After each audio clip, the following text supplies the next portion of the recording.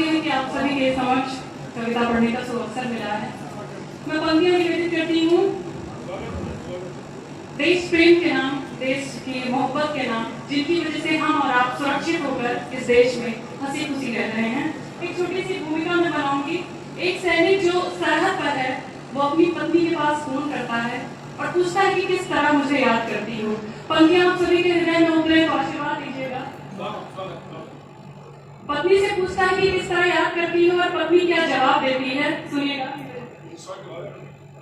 कि मन की सरहद में घूम लेती हूँ, मन की सरहद में घूम लेती हूँ, इन हवाओं में झूम लेती हूँ, इन हवाओं में झूम लेती हूँ। याद जब भी तुम्हारी आती है, याद जब भी तुम्हारी आती है, मैं तिरंगे को चूम मैं तिरंगे को चूम लेती हूँ, मैं तिरंगे को चूम लेती हूँ। चार पंक्तियों और निवेदित करती हूँ कि जब बुराई ज्यादा देखी जाती है और अच्छाई पे कम नजर जाती है।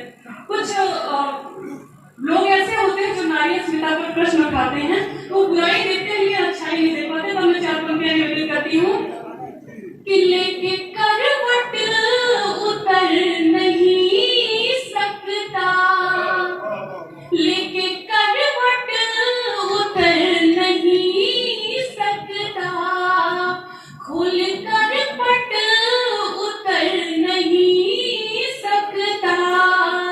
लोग कुछ भी कहे सुने, लेकिन लोग कुछ भी कहे सुने, लेकिन मेरा घूंघट उतर नहीं सकता, मेरा घूंघट उतर नहीं सकता। बहुत बहुत आभार, बहुत बहुत आभार। चार पंक्तियां मैं और निवेदित करती हूँ। एक नायिका जब नायक से मिलकर आती है तो उसकी महिला मित्र से प्रश्न पूछती है कि क्या बात हो गई। अब देखिएगा वो क्या बात बताती है, कि वो क्या बात कहती है अपनी महिला मित्र से कि मेरी क्या बात हुई अपने नायक से।